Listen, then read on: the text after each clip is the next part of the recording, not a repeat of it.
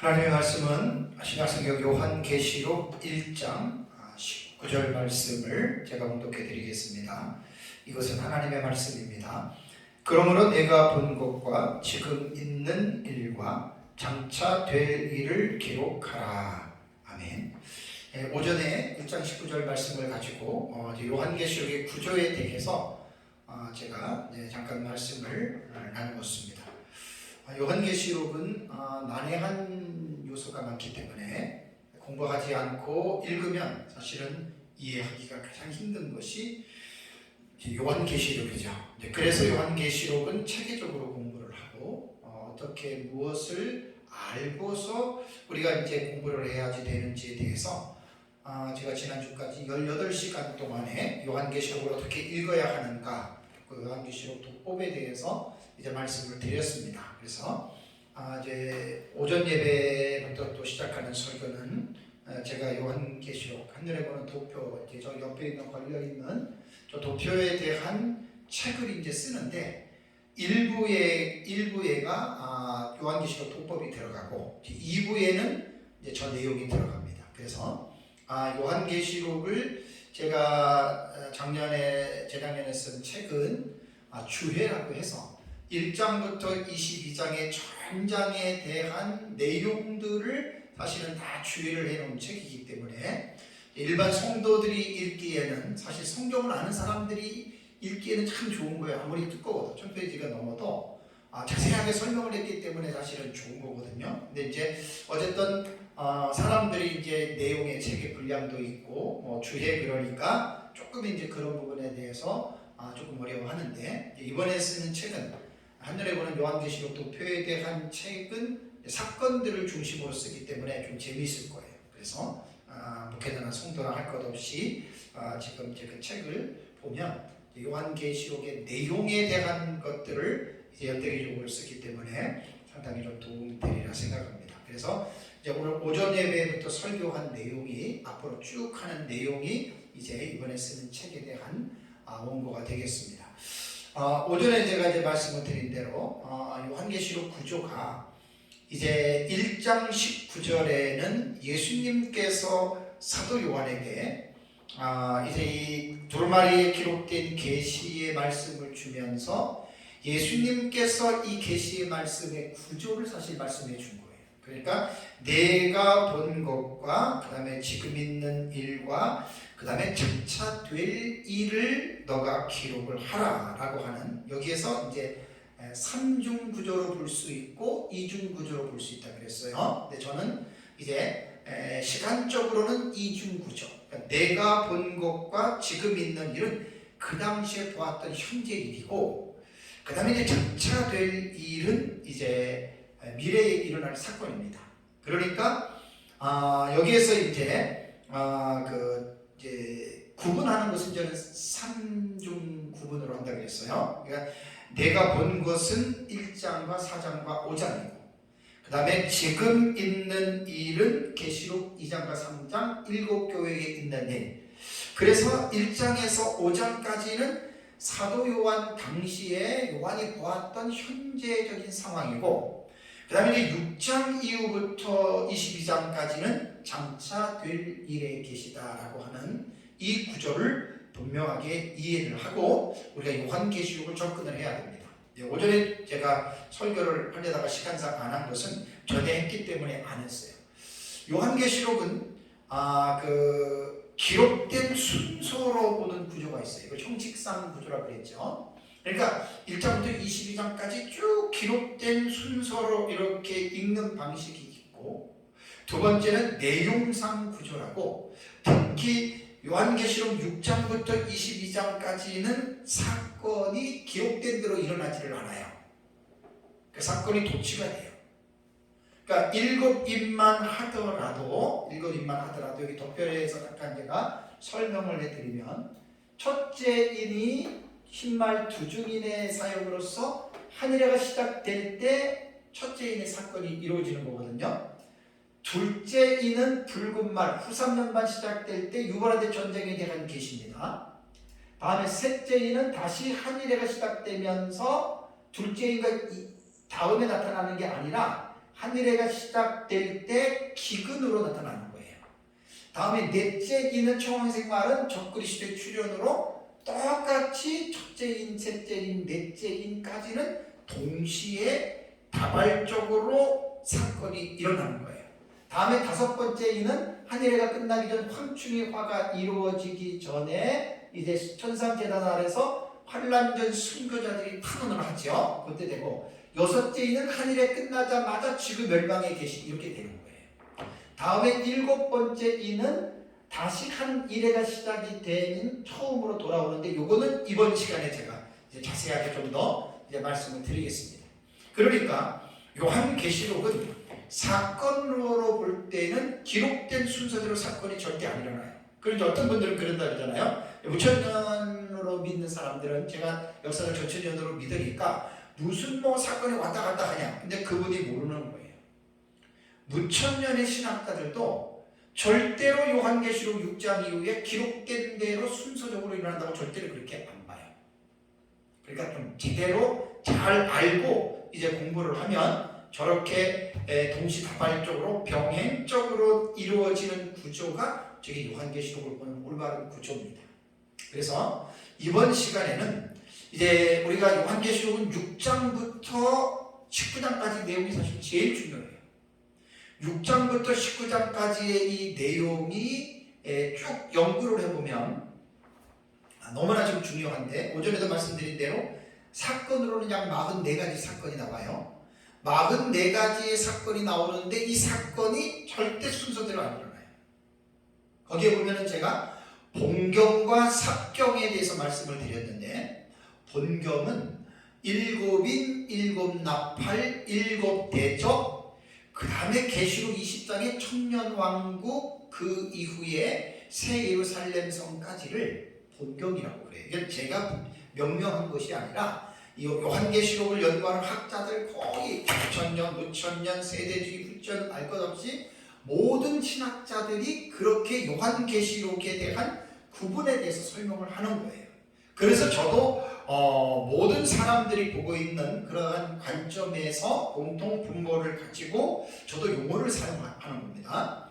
그래서 이제 본경과 삽경이 6장부터 19장의 내용이 사실은 일곱인, 일곱나팔, 일곱대접이라고 하는 세 가지 일곱 시리즈가 주축이 되어서 중심축이 돼서 이제 사건이 일어나잖아요. 근데 일곱인, 일곱나팔, 일곱대접이 순서대로 그대로 일어나질 않아요.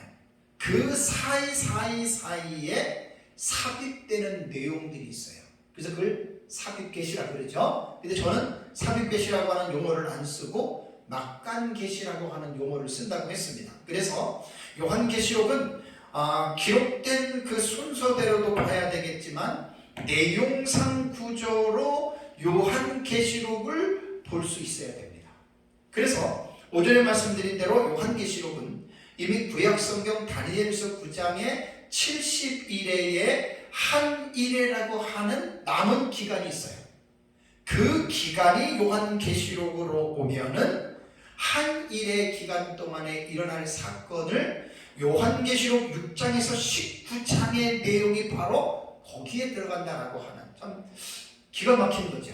그러니까 이제 이런 것들은 이제 잘 공부하지 않으면 이건 이제 알 수가 없는데, 이제 제가 쓴 책이라든가 도표가 바로 이제 그것을 이제 말을 해주고 있습니다. 그래서 요한계시록을 다니엘서 9장 71회에 남은 한 일회와 연계시키는 것은 세대주의가 만들어낸 해석법이 아니라 초대교부 이레네우스와 히폴리투스에 의해서 이미 초대교부들이 다니엘서와 요한계시록을 연계시켜서 해석을 해왔던 그런 해석법이라고 말씀을 드렸습니다. 그래서 우리는 철저하게, 제가 이제 종말론을 배운 민병성 목사님이 저의 스승님이신데, 철저하게 이 한일의 해석법을 가지고 요한계시록을 평생 연구해서 제가 이제 그 민 목사님을 만나서 배우고 그 내용을 가지고 종합적으로 계속해서 정리하고 지금 하고 있다고 하는 것을 이제 아시면 됩니다. 그래서 이번 시간에는 이제 요한계시록을 깨닫기 위해서 기록된 내용들의 구조에 대해서 우리가 이제 이야기를 하는데, 특별히 세 가지의 용어에 대해서 이해를 좀 해야 됩니다. 요거는 조금 낯선 용어기는 해요. 낯선 용어기는 한데, 첫 번째가 뭐냐면 총론 계시와 연결 계시와 연관 계시, 요 세 가지의 용어를 먼저 이해하면 요한계시록을 훨씬 더 쉽게 이해할 수가 있습니다. 그러니까 저거는 요한계시록을 제대로 이해하기 위해서 제가 만든 용어이기 때문에, 물론 총론계시는 미 목사님도 말씀을 했지만 연결계시와 연관계시는 이제 제가 용어를 만들었지만 그것도 들어보면 그게 또 다 아는 내용들이에요. 그래서 이번 시간에는 제가 저 총론계시와 연결계시와 연관계시에 대한 어떤 요 부분에서 말씀을 드리는데, 사실 총론계시와 이 연결계시는요 뭘 말하냐면 이게 본경이에요. 본경을 총론계시와 연결계시라고 얘기를 하고, 연관계시는 뭐냐면 삽경, 삽입계시, 그러니까 막간계시예요. 막간계시. 요걸 제가 본경과 삽경을 좀 이해를 돕기 위해서 총론계시와 연결계시를 본경으로, 다음에 연관계시는 삽경으로, 이제 막간계시로 제가 이제 여러분들에게 좀 이렇게 오늘 그 용어를 가지고 좀 설명을 제가 하려고 합니다. 자, 요한계시록에서 어느 누구든지 간에 요한계시록을 읽었어요. 공부를 했어요. 그러면 가장 그 머릿속에 남는, 뚜렷하게 남는 내용이 뭐냐면 일곱인, 일곱나팔, 일곱대접이에요. 그러니까 어떤 내용인지는 몰라도 요한계시록을 읽어나가다 보면 일곱인, 일곱나팔, 일곱대접, 요 세 가지의 일곱 시리즈가 상당히 요한계시록 안에는 어떤 핵심적인 그러한 내용으로 우리가 다 읽혀지거든요. 그렇다면 이 일곱인과 일곱나팔과 일곱대접이 사건이 무엇이냐를 먼저 우리가 알아야 되고, 그렇다면 이 세 가지 일곱 시리즈가 서로의 어떤 연관성을 가지고 있느냐, 이걸 먼저 우리가 또 생각해야 되고, 또 하나는 세 가지 일곱 시리즈 외에, 그러니까 연관계시라고 했어요. 이건 막간계시죠. 요 세 가지 일곱 시리즈와 막간계시는 어떠한 관계가 있는지, 이 부분을 먼저 구조적으로 공부를 하셔야 됩니다. 그러면 뒤에 공부하는 게 훨씬 더 쉬워요. 그래서 이러한 개략적인 어떤 그 지식이 없이 요한계시록으로 들어가면 사실 설명하기가 조금 많이 힘들어요. 그래서 그것을 이해하기 위해서 제가 이제 총론계시, 연결계시, 연관계시라고 하는 용어를 만들었고, 그렇다고 해서 저거는 없는 내용이 아니라 본경과 삽경을 또 다른 표현으로 이해하기 쉽기 위해서 제가 세 가지 용어를 이제 만들었다고 하는 것을 여러분들이 이제 꼭 기억을 해야 됩니다. 그렇다면 우선 먼저 총론계시라고 해서, 총론계시, 총론이라고 하는 말은 뭐냐면 전체적인 어떤 총합제를 말하잖아요. 어떤 최고의 어떤 모든 것을 함의하고 있는, 그게 이제 총론이라고 하는 이야기입니다. 그러면 요한계시록에서 총론계시는 무엇을 총론이라고 이야기를 하냐면, 일곱 인의 계시를 총론계시라고 말을 해요. 저건 지금 되게 중요한 거예요. 이건 구조상으로서는 이걸 꼭 알고 있어야 됩니다. 그러니까 요한계시록 안에서 일곱인, 일곱나팔, 일곱대접이 나오는데, 그 일곱 시리즈를 잘 연구하다 보면 이게 일곱인에서 전부 다 이렇게 연결이 된다고 하는 게 보이기 시작해요. 그러니까 요거를 먼저 딱 보면은 요한계시록이 뭔가 좀 기쁨이 느껴질 거예요.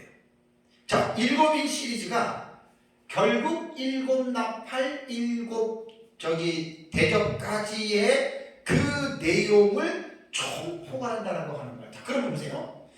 인이 어떻게 돼요? 첫째인, 둘째인, 셋째인, 넷째인, 다섯째, 여섯째, 일곱째인, 이렇게 되잖아요. 그죠? 그러면 일곱째 인의 내용을 보면은 일곱째 인이 첫째 나팔, 둘째 나팔, 셋째 나팔, 넷째 나팔, 다섯째 나팔, 여섯째 나팔, 일곱 번째 나팔 시리즈로 전개가 돼요. 요 구조를 보면은 그 요한계시록이 금방 좀 이해가 돼요. 구조는 3, 4, 5, 6, 7. 요게 이제 나팔 계시거든요. 그 다음에 일곱 번째 나팔을 계시록에서 보면은 이게 일곱 대접으로 다시 전개가 돼요. 참 신기해요. 첫째 이건 이제 대접 계시예요. 대접 계시. 둘, 셋, 넷, 다섯, 여섯, 일곱.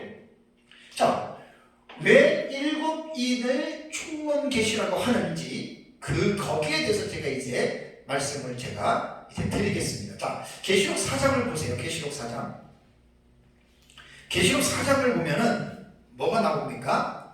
이제 4장에서 이리로 올라오라 그래서 사도 요한이 하늘에 올라가죠. 그죠? 자, 하늘에 올라가서 요한이 2절을 보면 하나님의 나라의 그 보좌와 그 위에 앉으신 하나님을 2절에 보죠. 그리고 보좌에 둘러있는 24보좌와 그 위에 앉아있는 24장로들 4절에 나와요. 그걸 봤어요. 그리고 나서 이제 보좌 앞에 수정과 같은 유리 바다를 보고 보좌 가운데와 주위에 네 생물이 6절에 나옵니다. 그리고 이어지는 계시록 5장으로 넘어가면 사도 요한은 보좌에 앉으신 이의 오른손에 안팎으로 쓰인 두루마리를 보는데 그 일곱 두루마리는 일곱 인으로 봉하여진 것이라고 5장 1절에 나옵니다. 그리고 사도 요한은 천사의 큰 음성을 듣습니다. 그런데 그 일곱 인의 두루마리는 유대 지파의 사자 다윗의 뿌리이신 어린 양만 뗄 수 있다 하는 이야기를 들어요. 그리고 2절에서 그것이 5절까지가 나옵니다. 2절에서 5절까지. 거기에 보면 이제 다른 사람을 뗄 수 없다 그러니까 사도 요한이 막 울지요. 그러면 이제 울지 마라. 다윗의 지파에서 이제 어린 양이 이 일곱인을 뗄 수 있다라고 이야기를 합니다. 자, 그러고 나서 이제 계시록 6장을 보세요. 6장을 보면은 6장 1절 2절에 보면은 뭐죠? 첫째 인이 떼어지는 내용이 나와요. 그래서 계시록 6장을 보면은 첫째, 둘째, 셋째, 넷째, 다섯째, 여섯째 인이 떨어집니다. 그것이 뭐냐면 하나하나의 인이 하나하나의 사건화가 된다라고 하는 것을 우리는 분명하게 이 사실을 이제 기억을 해야 됩니다. 자, 그렇다면 6장에서 6장까지는 첫째에서 여섯째 인이 떨어지는데 7장을 가보세요. 7장을 가면은 일곱 번째 인이 안 나오죠. 그리고 14만 4천과 그 다음에 흰옷 입은 큰 무리가 나오는 다른 내용이 어떻게 돼요? 삽입되죠. 그것이 막간 계시예요. 그러니까 6장을 볼 때에는 본경으로는 첫 번째 군이 6장이 본경군이 되고 7장에서는 14만 4천과 흰옷 입은 큰 무리가 다른 내용이 중간에 일곱 번째 인 나오기 전에 삽입이 됐죠. 요게 이제 제1막간 계시가 되는 거예요. 그 다음에 8장 1절과 2절을 보세요. 8장 1절과 2절을 보면 일곱째 인을 떼실 때에 하늘이 반 시간 동안 고요하더니 내가 보매 하나님 앞에서 일곱 서 있다. 그러면 8장 1절에 일곱째 인이 떼어졌어요. 그런데 2절과 3절과 4절과 5절을 보면 3절과 4절과 5절을 보면 일곱 인의 내용이 아니에요. 또 다른 내용이 일곱 번째 인이 등장하기 전에 삽입돼요. 이것이 막간 계시로는 두 번째 제2 막간 계시가 되는 거예요.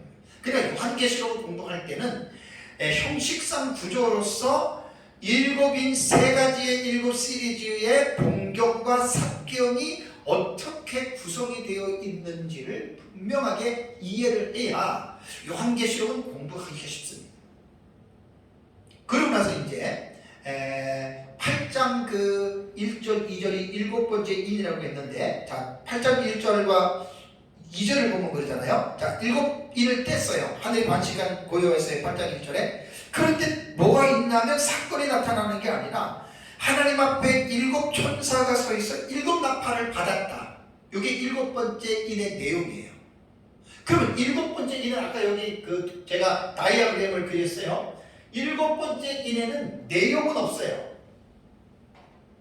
여기에는 내용은 없고 일곱 번째 인의 그 내용은 사실은 다음에 나타날 나팔 계시의 윤곽을 일곱째 인에는 가지고 있는 거예요.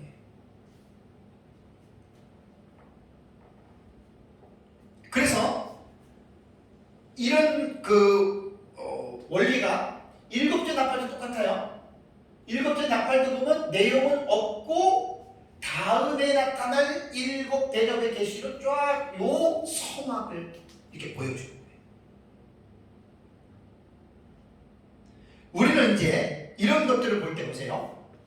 왜 지금 제가 설명하는 거는 일곱인이 계시록의 총론 계시라고 했잖아요. 총론 전체적인 것들을 함의하고 있는 계시인데 일곱 번째 인에서 일곱 나팔이 슈아에 연결되어 있죠. 그죠? 일곱 번째 나팔에서 일곱 대접이 연결되어 있죠. 그럼 어떻게 돼요? 거꾸로 보면 일곱 대접은 어디에서 나온 거예요? 일곱 번째 나팔에서 나왔죠? 일곱 나팔은 어디에서 나온 거예요? 일곱 번째 인에서 나왔죠. 그러니까 총론계시라고 하는 말은 일곱 번째 인의 일곱 나팔, 일곱 인의 계시의 나팔과 일곱 대접이 다 그 안에 연결되어 있다는 거예요.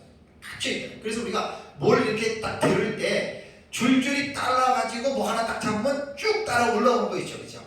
그러니까 일곱 번째 인에 결국 뭐냐면 일곱 인에 일곱 나팔과 일곱 대접이 여기에 어떻게 해요? 예속이 되어져 있다. 그래서 기록된 그 구조로 볼 때에는 일곱 인이 계시록의 6장부터 사실은 일곱 대접이 16장에 끝나거든요.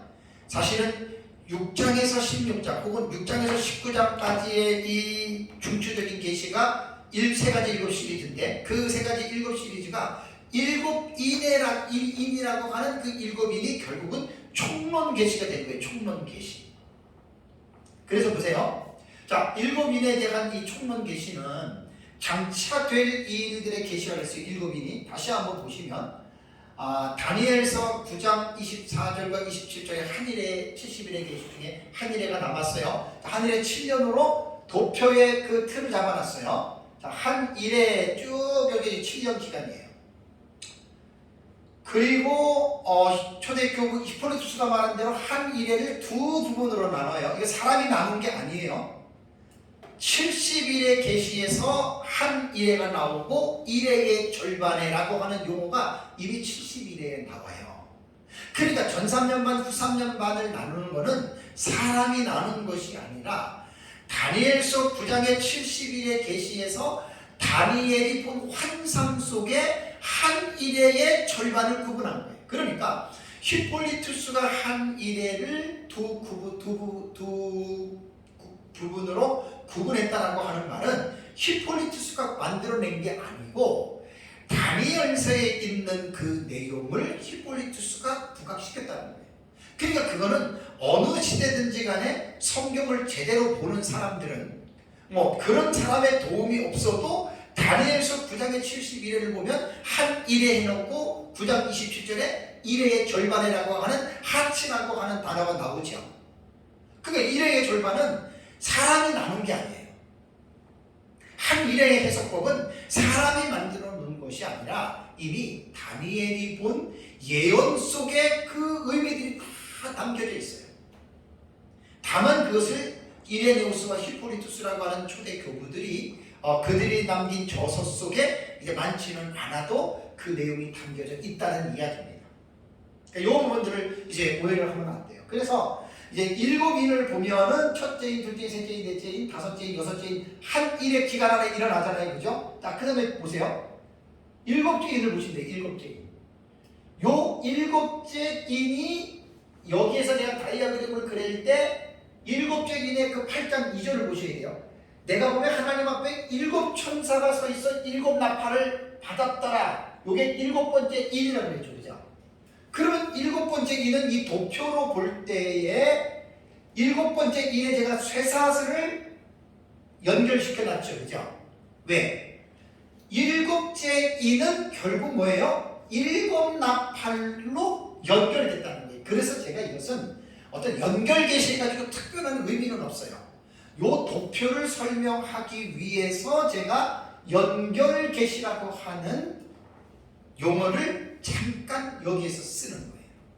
별다른 의미는 없어요. 그래서 이 다이아그램을 통해서도 일곱 번째 인에서 일곱 나팔이 연결되어 있다. 이렇게 가지고 제가 얘기를 했습니다. 그럼 보세요. 일곱 나팔도 첫째, 둘째, 셋째, 넷째 나팔, 다섯째 나팔, 여섯째 나팔, 일곱 번째 나팔에 가서 보세요. 일곱 번째 나팔이 여기 또 연결이 되어 있죠. 쇠사슬이 연결되어 있고 뭐가 연결되어 있나요? 일곱 대접이 연결되어 있어요. 이것이 계시록을 형식상 구조로 볼 때 이 구조가 딱 눈에 들어와야 해요. 그럼 이제 계시록을 조금 더 윤곽을 잡은 거예요. 이게 계시록의 내용이 이렇게 되는 거예요. 그래서 일곱인은 여섯째 인까지는 한 일회가 요 여섯 가지만 나오는 게 아니잖아요. 그죠? 한 일회를 어느 정도 간략하게 하나님이 이 첫째 인에서 여섯째 인까지를 하나님의 한 일회를 사도 요한에게 보여준 거예요. 그래서 이제 이 내용은 다음부터 자세하게 할 겁니다. 첫째 인이 이제 두중인, 둘째 인이 전쟁, 셋째 인은 기근, 넷째 인은 적그리스도, 다섯 번째 인은 순교자들의 탄원, 여섯 번째 인은 지구의 멸망. 이게 이제 한일의 기간 동안에 일어나는 굵직굵직한 사건들이라는 말이에요. 그러고 나서 일곱 번째 인이 우리 사람이 생각하는 대로 여섯 번째 인은 지구 멸망인데 지구가 멸망한 다음에 일곱 번째 인이 나타나냐? 이렇게 보면 안 된다는 거예요. 왜? 지구 멸망하면 천년왕국하고 끝나는 거예요.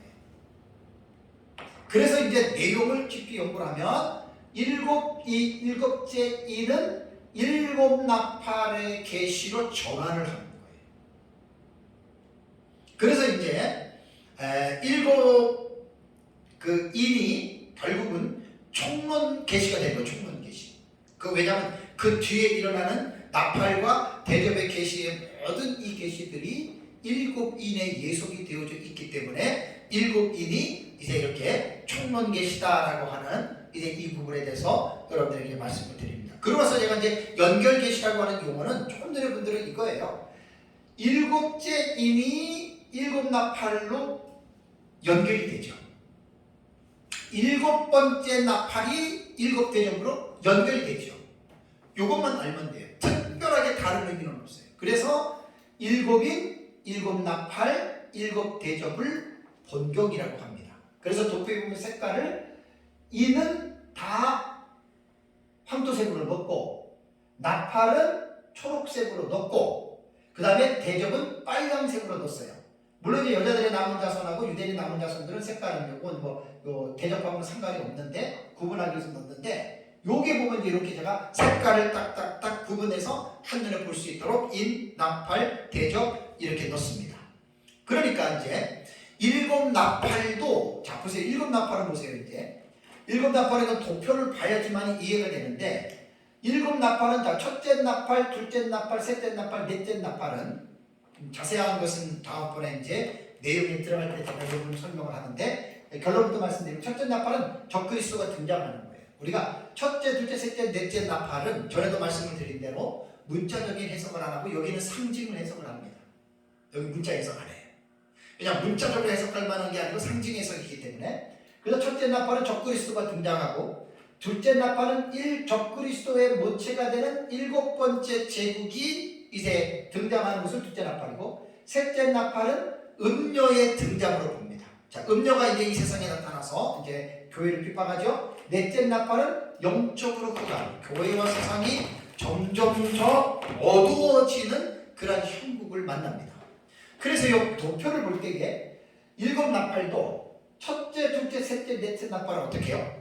한 일회에 동시다발적으로 벌어지는 거예요. 그러니까 요한계시록을 공부를 할 때 제가 왜 외형 형식상 구조와 내용상 구조를 말씀을 드리는지 이거를 먼저 이해를 해야 돼요. 형식상 구조와 내용상 구조를 알지 못하고 이 도표를 보고 이 설교를 들으면 도저히 이해할 수가 없어요. 그래서 이 구조를 이해하기 위해서 형식상 구조와 내용상 구조를 먼저 공부하고 이해를 해야 이제 이 도표가 눈에 이제 확 들어오는 거예요. 그래서 첫째에서 넷째 나팔은 동시다발적으로 한 일에, 그러니까 보세요. 여기에 보면 한 일회가 시작이 될 때 한 가지 사건이 일어나는 게 아니라 첫째인, 셋째인, 넷째인, 일곱째인 속에 첫째 나팔, 둘째 나팔, 셋째 나팔, 넷째 나팔, 거짓 선지자 등장과 활동, 그 다음에 또 짐승의 한 일회, 평화, 조약, 약 10가지 사건이 동시에 나타나는 거예요. 참 이거 너무너무 신기해요. 이렇게 볼 수밖에 없는 거는 이미 저는 요한계시록의 1장부터 22장의 전장에 걸쳐서 거기에 나타나는 내용을 다 주경신학적으로 이미 주의를 했습니다. 다 주경신학적으로 이해를 하고 그 사실들을 정리를 했기 때문에 그 결과로서 이 도표가 나온 거예요. 모든 것들을 다 정리를 안 해놓으면 절대로 이 도표를 만들 수도 없고 또 설명을 할 수가 없어요. 그래서 이제 이 한일회가 시작이 될 때는 보통 한 10가지 정도 이상의 사건들이 벌어지면서 한일회가 시작이 되는 거예요. 그런데 나팔 계시를 보면 넷째 나팔까지는 동시다발적으로 일어나지만 다섯째 나팔, 여섯째 나팔, 일곱째 나팔은 연대기적으로 일어나죠. 그죠? 순서적으로 일어난다는 거예요. 다섯째 나팔이 끝나고 나서 여섯째 나팔의 사건이 일어나고 여섯째 나팔의 사건이 일어나서 일곱 번째 나팔의 사건인 일곱 대접이 연대기적으로 순서적으로 쫙 이렇게 이루어집니다. 그래서 일곱 나팔과 일곱 대접이라고 하는 이것은 뭐냐면 요 그림에서 보듯이 일곱 번째 인이 내용은 없어요. 그 다음에 등장할 일곱 나팔 계시의 서막으로서의 일곱째 인은 계시의 의미를 가지고 있고 마찬가지로 일곱 번째 나팔도 일곱 번째 인처럼 내용은 없고 그 다음에 나타날 사건이 일곱 대접이거든요. 그 일곱 대접을 일곱 나팔은 서막적으로 그걸 갖고 가지고 있는 거예요. 그래서 일곱 인이 총론 계시라고 하는 말은 바로 이러한 의미에서 일곱 인을 총론 계시라고 우리가 부르는 거예요. 그런데 요 사이사이 6장, 7장, 8장, 9장, 10장에서 16장까지 딱 보면은 일곱 인과 일곱 나팔과 일곱 대접 사이에 막간 계시들이 이제 들어가요. 막간 계시 삽입되는데 그 삽입되는 계시를 제가 뭐라고 했죠? 연관 계시라고 했죠. 연관 계시.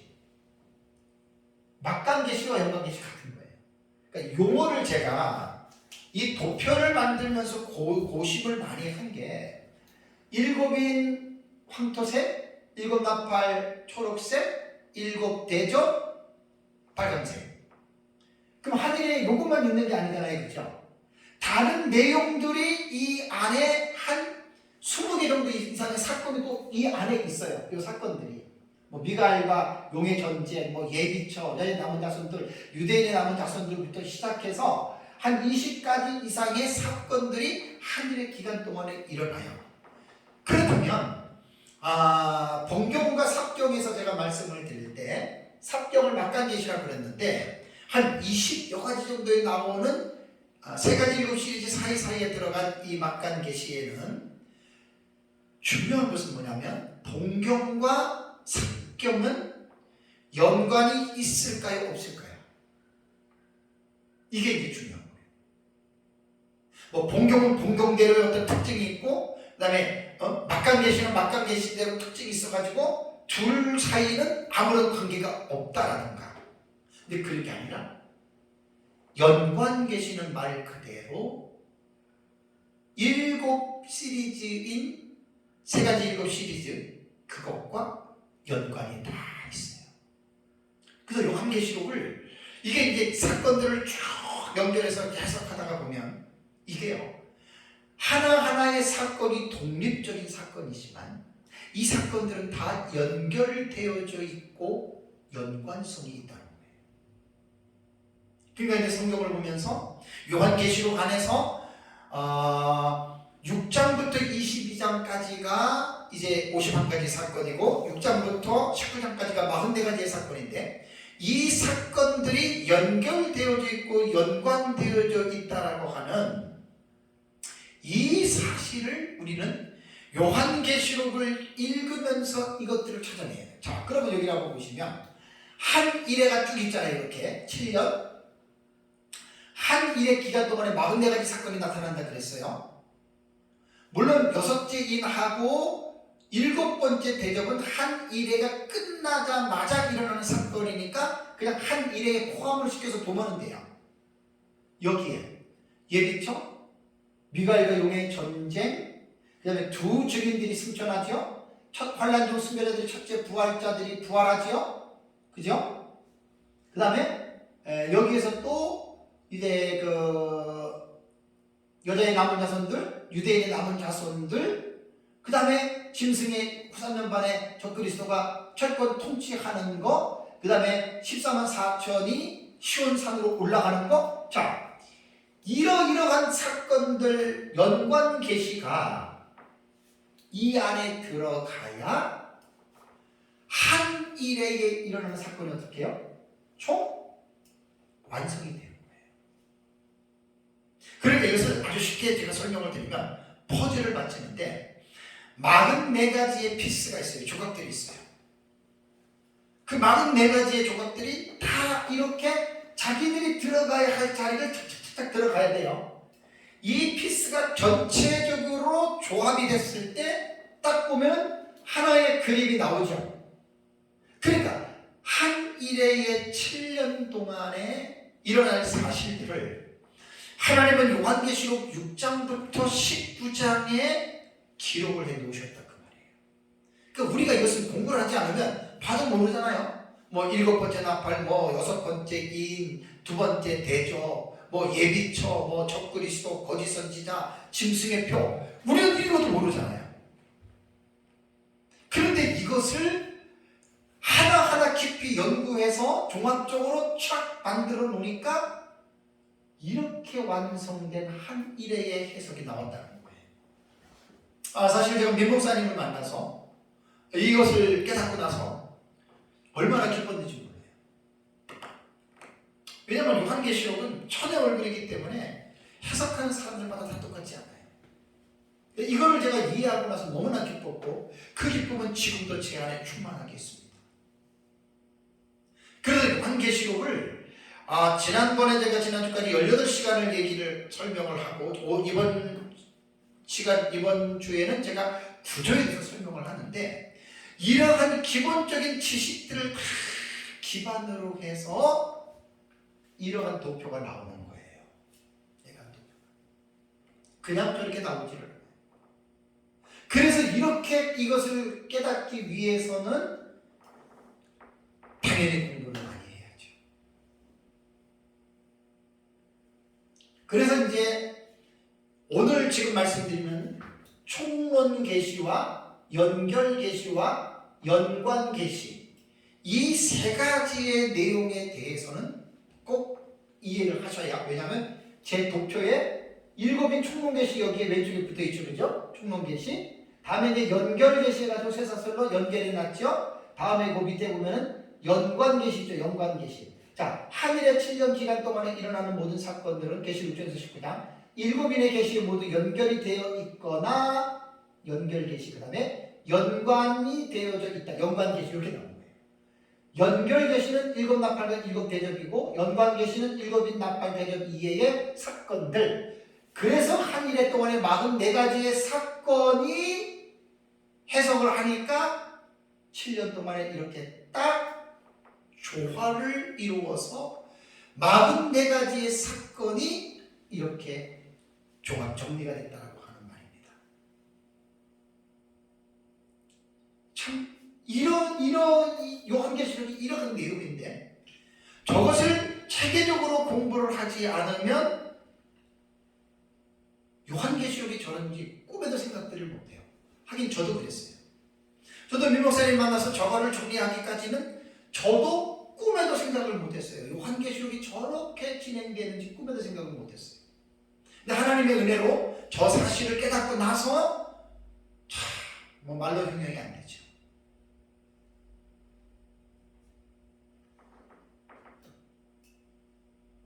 그래서 이제 일곱 시리즈는 지난번에도 제가 이제 말씀드린 대로 계시록 6장부터 들어가요. 6장부터. 그래서 제가 그때 이렇게 설명을 했어요. 봉경군, 막간계시 해가지고 봉경은 7인에서 계시록 6장, 그 다음에 7장은 뭐지요? 13만 4천과 신호기분 큰물이 요거는 막간계시로 들어가는 거예요. 그 다음에 8장 1절과 2절이 7번째 인이에요. 그러니까 이거는 봉경의 세 가지 시리즈는 봉경으로 들어가는 거예요. 다음에 8장 3절에서 5절은 뭐예요? 금양대를 땅에 쏟는 사건이죠. 그러니까 얘는 막간계시로 들어가는 거예요. 그 다음에 8장 6절에서 12절까지가 넷째 나팔에서 첫째 나팔에서 넷째 나팔이 돼요. 이게 참 처음에 천천히 공부하면 참 좋은데 시간이 성경을 보면서 보셔야 돼요. 계시록 8장 6절에서 12절까지는 첫째 나팔에서 넷째 나팔이 나와요. 그러니까 나팔 계시니까 봉경으로 들어가죠. 그죠? 그 다음에 8장 13절에는 공중에 날아가는 독수리가 우아이 우아이 우아이 외치죠. 화가 있도다. 근데 이거는 봉경이 아니니까 다시 막간계시로 내려오죠. 그 다음에 9장 1절에서 성경으로 그대로 나오죠. 9장 1절에서 21절까지는 뭐냐면 다섯째 나팔에서 여섯째 나팔이에요. 이걸 왜 올려가요? 7시리즈가 봉경이잖아요. 봉경으로 들어가고 다음에 이제 10장으로 가면 어떻게 돼요? 10장은 7번째 나팔이 아니에요. 10장 내용과 그 다음에 11장 1절에서 14절까지는 7인 시리즈가 7 시리즈가 아니고 다른 내용이 삽입이 된 거예요. 그래서 이거를 이제 막간계시군으로 넣는 거예요. 그 다음에 계시록 11장 보세요. 11장 15절에서 19절 15절에서 19절을 보면은 이건 성경을 보면 그대로 나오는 거예요. 11절에서 19절 보면 여기서 7번째 나팔이 불리는 게 나오죠. 그죠? 7번째 나팔인데 이건 지금 위에 라인은 뭐예요? 다 이것은 봉경 라인이에요. 봉경 라인. 왜? 7 시리즈는 전부 다 봉경 라인으로 들어간다 그랬죠. 그 나머지는 이 사이사이 요게 지금 7장, 8장, 16장, 10장, 11장 1절에서 14절 요건 지금 요 봉경 사이에 지금 계시가 삽입이 된 거죠. 그러면서 이제 다시 요 밑으로 내려가면 이어지는 겁니다. 봉경과 막간 계시를 이어서 나가면 12장으로 가면은 이 12장은 어떻게 되냐면 봉경이 아니에요. 해로 옷 입은 여자 나오죠. 12장에 해로 옷 입은 여자가 나오고 13장을 가면은 이것도 바다에서 올라오는 땅에서 올라오는 짐승 나오죠. 이건 세 가지 7 시리즈가 아니에요. 다음에 14장까지 가도 7 시리즈가 아니에요. 이거는 다른 내용이 삽입된 거예요. 왜? 7번째 나팔이 11장 15절에서 불렸는데 7번째 나팔 내용 없어요. 이거 내용 없어요. 그래서 이 기간을 첫 번째 인터벌이라고 한 거예요. 그러니까 7번째 나팔이 중간에 또 나와요. 두 번의 인터벌을 거치고 나서 나오는데 그 중에 다른 내용이 삽입된 게 12장, 13장, 14장이 다른 내용이 삽입된 거예요. 그 다음에 15장 보세요. 15장 1절. 15장 1절을 보니까 또 하늘의 크고 이상한 다른 이적을 보면 일곱 천사가 일곱 재앙을 가졌으니 곧 마지막 재앙이라 하나님의 진노가 이것으로 마치리라. 요게 일곱 대접인데 15장 1절에는 대접이 안 나와요. 그죠? 그래서 15장 1절이 봉경이 되고 그 다음에 15장 2절에서 4절을 보세요. 15장 2절에서 4절이 세 가지 일곱시 시간이에요. 이게 막간계시예요. 불이 섞인 유리바닷가 나오죠? 그러니까 이거는 막간계시로 또 나오고 그 다음에 15장 5절에서 8절 5절에서 8절이 이게 일곱 번째 나팔에 대한 계시. 그럼 보세요. 일곱 번째 나팔이 11장 15절에 한번 나왔다가 15장 1절에 또 한번 나왔다가 15장 18절에 또 한번 나오죠. 그죠? 일곱 번째 나팔이. 그러니까 인터벌이 한 번, 두 번. 이게 요한계시록을 기록된 순서로 구절을 먼저 이해하는 거예요. 상당히 도움이 됩니다. 그러고 나서 계시록 16장은 뭐예요? 16장은 일곱 대접이에요. 그러니까 봉경군으로 들어가는 거는 일곱인, 일곱 나팔, 일곱 대접이기 때문에 계시록 6장부터 16장까지는 봉경군은 위로 올라가고 막간계시 삭경군은 밑으로 떨어지는 거예요. 하나 문제가 뭐냐? 18장 있어요. 18장. 계시록 16장 다음에 17장, 그 다음에 18장, 그 다음에 19장의 내용이 있어요. 이걸 그럼 우리가 어떻게 봐야 되느냐는 거예요. 17장은 음녀에 대한 내용이거든요. 17장은 음녀에 대한 내용이기 때문에 이 17장의 내용은 이거는 막간계시로 들어가요. 봉경이 아니에요. 18장은 뭐예요? 18장은 이 세상이 심판을 받는 내용이기 때문에 제가 이제 이거는 막간계시로 집어넣는데 사실 18장 이것도 봉경으로 들어가야 돼요. 왜? 지구 멸망이거든요. 지구 멸망은 일곱 번째 대접이 되잖아요. 일곱 번째 대접. 여기다 좀 수정을 해야 돼요. 이것도. 봉경이 되고 그 다음에 19장 1절에서 그 다음에 10절까지가 이것은 어린 양의 혼인잔치에 대한 예고이기 때문에 이거는 막간계시로 들어가고 그 다음에 11절부터 21절이 아마겟돈 전쟁이잖아요. 이 아마겟돈 전쟁은 예수님의 재림과 더불어 일어나는 사건이기 때문에 사실 이것도 봉경군으로 올려줘야 돼요. 저도 이제 지금 이 부분들이 이제 또 다시 이제 잘못된 거는 수정을 반복을 해야 되니까 이 부분은 좀 17장, 18장하고 19장은 또 다른 봉경에 대한 이 부분을 집어넣어서 이거는 좀 수정을 좀 해야 됩니다. 어쨌든 이제 요한계시록을 공부할 때는 이게 이러한 기본적인 지식과 기본적인 어떤 선행 학습 없이 요한계시록을 읽으면 사실 정말 이해하기 힘듭니다. 절대로 이해하기 힘듭니다. 그래서 요한계시록 우리가 올바르게 읽기 위해서 18시간 동안 제가 이제 문학적인 장르로 읽어야 되고 해석학적인 구조로 읽어야 되고 신학적인 구조로 읽어야 된다라고 18시간을 말씀을 드리고 오전에는 제가 이제 구조에 대한 이 부분에 대해서 요한계시록으로 들어가기 전에 이제 기록된 방식대로 이제 이 구조를 먼저 이해해야 되고 다음에 내용상 구조. 그러니까 지금 요 봉경과 막간계시록 구분하는 거는 형식상 구조 기록된 대로 보는 거예요. 내용상 구조는 이거랑 다르고 내용상 구조가 바로 이 도표입니다. 이 도표. 그래서 요한계시록은 쉽게 배울 수 있는 책은 아닙니다.